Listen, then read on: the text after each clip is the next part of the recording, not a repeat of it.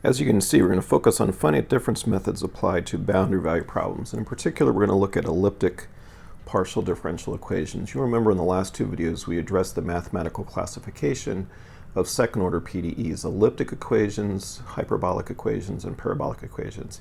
Here, we're going to focus on elliptic equations. I'll remind you of the important properties of elliptic equations that we need to take into account, the types of boundary conditions that we'll have, and therefore the nature of the numerical methods that we need to be able to solve these types of problems. So in this video, I'm going to remind you some of these properties of elliptic equations, and then we're going to focus on the Poisson equation. It's just the non-homogeneous form of the Laplace equation, and it's an important equation in its own right, and it's a representative standard canonical problem that we can develop methods for solving these elliptic equations we can apply to more general situations as well. You'll see that in later videos we'll address direct methods, as well as iterative methods for solving the Poisson equation and other elliptic equations. We'll address how boundary conditions are dealt with, and then we'll look at some more advanced techniques, including the alternating direction implicit method, multi-grid methods, and compact higher order methods. And then finally, at the end of this chapter, we'll look at how we treat nonlinear terms in these elliptic equations. So remember, elliptic problems have no preferred direction of propagation of the solution. A disturbance anywhere affects the solution everywhere instantaneously. There is no sense of time. So anything that happens anywhere in the domain affects the solution everywhere else instantaneously in effect. So these are boundary value problems, which means we need to have boundary values. We need to know what are the boundary conditions at every point on the boundary of the domain. It doesn't have to be a rectangular domain as I've shown here, but whatever the domain shape is, at every point on the boundary, we need to know the value of u, or say the derivative of u with respect to the normal coordinate to that boundary. Because of this elliptic nature to these problems where information is propagated instantaneously throughout the domain, we need a global solution strategy. So the numerical methods that we develop need to take this into account.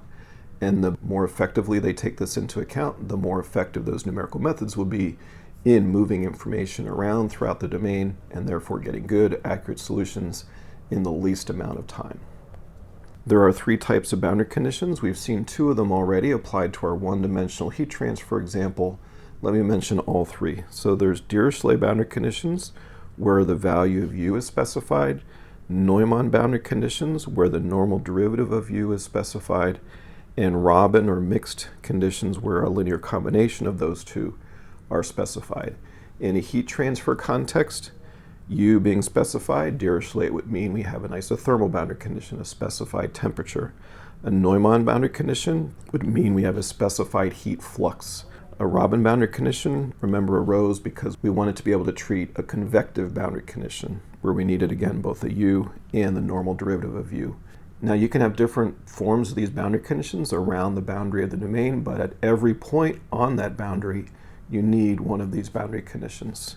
There is a very special case that we need to keep in mind when we're solving Laplace or Poisson equations with Neumann boundary conditions. And what you'll notice is because you only have derivatives in the equation and in the boundary conditions, that means that you could actually add any constant to a solution and it will still satisfy the boundary conditions as well as the equation. So when we set up a numerical method to solve a problem of this type, we need to keep that in mind. We don't want the solution to drift because the u of xy can change by any constant and still satisfy the equation and boundary conditions. So we'd have to address this very specific issue in that particular special case.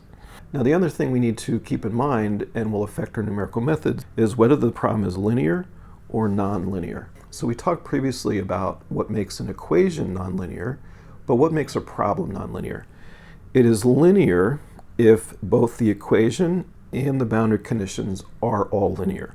So the Poisson equation is linear, and if you have Dirichlet, Neumann, and Robin boundary conditions, those are all linear as well, so you have a linear problem. A nonlinear problem arises either because the equation itself is nonlinear and or because the boundary conditions are nonlinear. So for example, you could have a steady heat conduction problem where you have the temperature governed by Laplace's equation, which is linear, but where you have a radiation condition at some portion of the boundary. A radiation condition involves a t to the power 4, which is nonlinear. So that makes the problem nonlinear. The other possibility is the equation itself is nonlinear. So an example of that is the Navier-Stokes equations. We say they're quasi-linear, which is nonlinear, but almost linear. And the reason for that is because they're linear in the highest order derivatives. But you'll notice here we have a u partial x term. That's a nonlinear term. So the Navier-Stokes equations have these nonlinear terms. So if you're doing computational fluid dynamics, CFD, or computational heat transfer, we need to be able to handle these nonlinear convective terms. We'll talk about that at the very end of this chapter. Now you notice this non-dimensional parameter, the Reynolds number, RE, it characterizes various aspects of a flow. The speed of the flow, the size of the object, and the viscosity of the fluid, a property of the fluid. As that Reynolds number gets bigger, then these nonlinear terms on the left-hand side become more important. They become more relevant to the problem. And that creates numerical difficulties because the nonlinear terms become more prominent in the solution. That's something that we that work in CFD have to deal with. So let's then apply our finite difference methods to the Poisson equation. We've just described some of the general mathematical aspects, boundary conditions, types of solution techniques that we need to apply. And now we want to apply such a technique to the Poisson equation. So again, focusing on finite difference methods and using the Poisson equation as a canonical standard example of an elliptic PDE.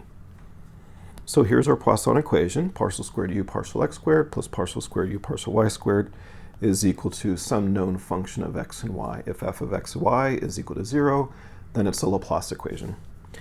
So we have, again, our x, y coordinates in 2D, where we're solving our Laplace or Poisson equation. Let's say it goes from 0 to a in x and 0 to b in y. So it's a rectangular domain, 0 to a in x, 0 to b in y. So that's what would result from step 1 of the numerical solution procedure. That is the mathematical governing equations for some system. If it's Laplace's equation, it could be conductive heat transfer, for example. So then the second step of the numerical solution procedure is to discretize both the domain and discretize the equation itself. So let's talk about how we discretize the domain, and then we'll talk about the equation. We're going to do this in the same way we did the one-dimensional heat transfer example in earlier videos, but now extended and applied to 2 dimensions, x and y. So we'll take the x interval from 0 to a, and we're going to divide that into capital I equal subintervals of size delta x, exactly like the 1D case. So you see that down here. I is equal to 1 is the left boundary, then 2, 3, the generic I minus 1, I plus 1, and then capital I plus 1 is the right-hand boundary. But now these grid lines extend all the way through our domain. Then y will do exactly the same thing. So y from 0 to b will be divided up into capital J equal subintervals of size delta y.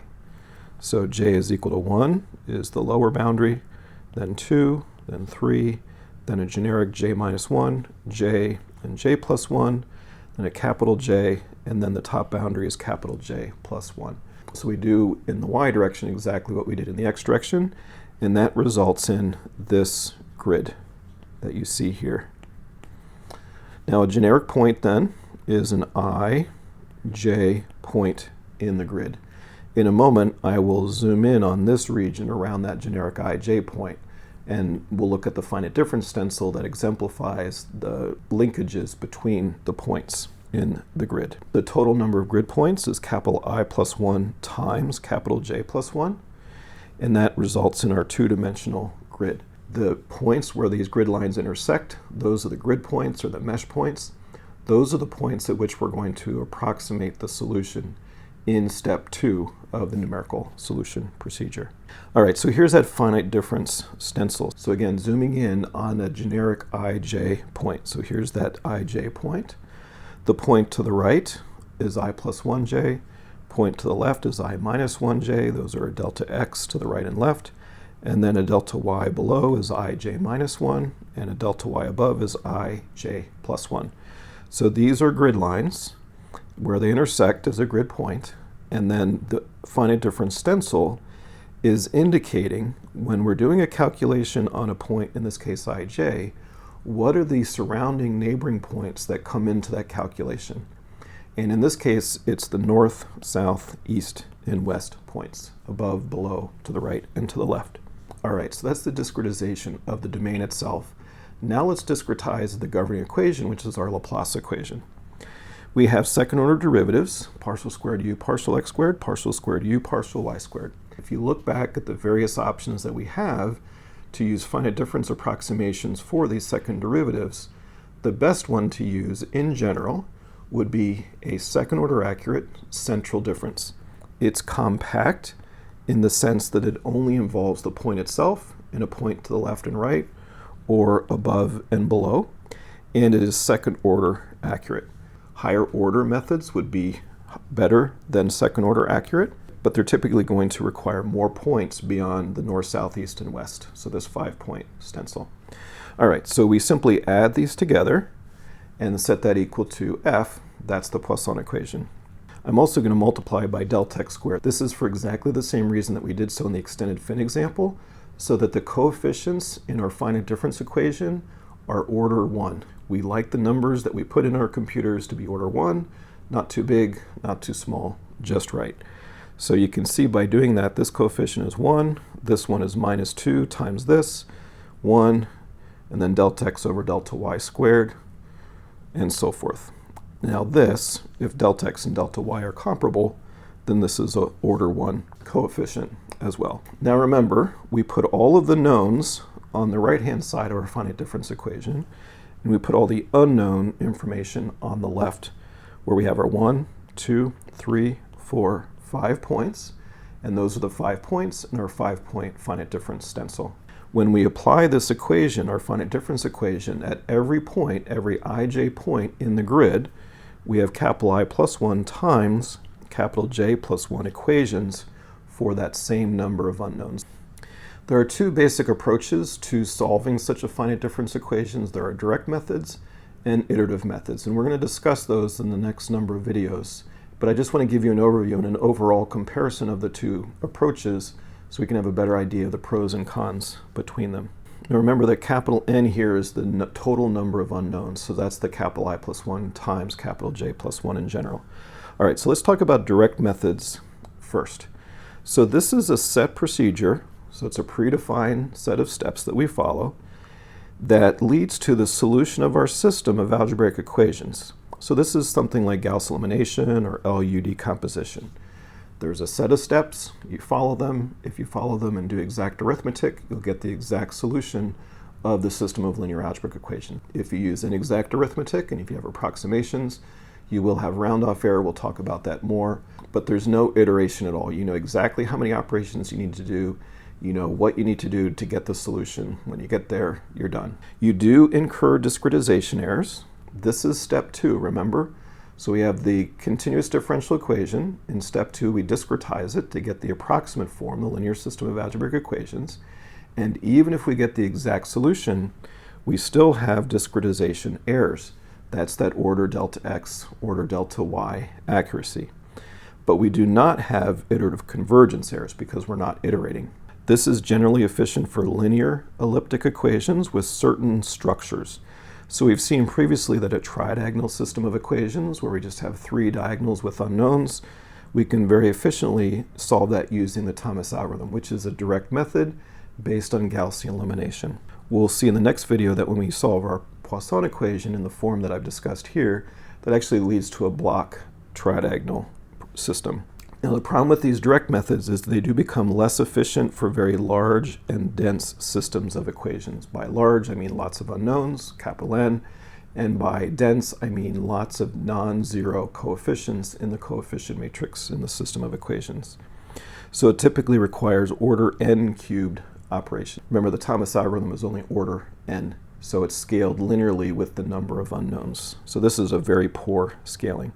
The other big issue is we typically can't apply these direct methods to nonlinear problems. In some fields, that's fine, not an issue. Your equations are linear. In some fields, like in fluid mechanics, our equations are nonlinear, so that becomes a big hindrance. Additionally, in today's era of parallel computer architectures, all of the fastest supercomputers on the planet are highly parallel, massively parallel computers with tens of thousands, sometimes even millions of cores that you do the calculations on. in order to parallelize a code, there needs to be certain properties. And typically, these direct methods do not have those properties. So iterative methods are generally easier to parallelize than direct methods. Okay, so that brings us to iterative methods, or also called relaxation methods. This actually goes back to Gauss himself, as in Gauss elimination. There's the Gauss-Seidel method, first invented by Gauss. He wrote a letter to a former student, and he was talking about how this iterative technique that he developed was very relaxing, in the sense that he could be thinking about other things while he was doing the steps of the relaxation technique. So we call them iterative or sometimes relaxation methods. We use the terms synonymously. So we begin with an initial guess, usually quite dumb, all zeros, all constants. And then we have an iterative process, usually a very simple process for each iteration, that we apply to the initial guess to get a slightly better approximation. Then that is the input to the iterative process again to get, once again, a slightly better approximation. We iterate over and over again, often thousands, tens of thousands of times, until we get a solution that is close to, hopefully, the exact solution to the differential equation.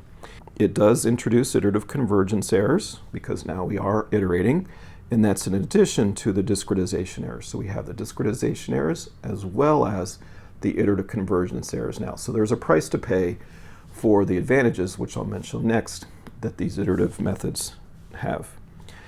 The big advantage is that they are generally more efficient for very large and sparse systems of equations. Again, large meaning lots of unknowns, and sparse meaning lots of zeros in the coefficient matrices. These finite difference methods often produce matrices with a particular structure that has lots of zeros. And what it does in terms of computational efficiency is it allows us to get closer and closer to the order n operations. Now, it won't be as good as Thomas' algorithm necessarily, but we can get closer to the order n as opposed to the order n cubed. And that's good from the point of view of computational efficiency and scalability as the problems get bigger and bigger and bigger. So oftentimes we'll use direct methods for small to moderate sized problems, and iterative methods for large to very, very large systems of equations. The other big advantage is we can apply them pretty much equally well to both linear and nonlinear problems. So it's not a big jump to incorporate nonlinearity into our equations in these iterative techniques. Also, as I implied a moment ago, these iterative algorithms are generally more amenable to implementation on parallel computers. Not only are they scalable to larger problems, but they're also easier to parallelize to allow us to do even larger problems still.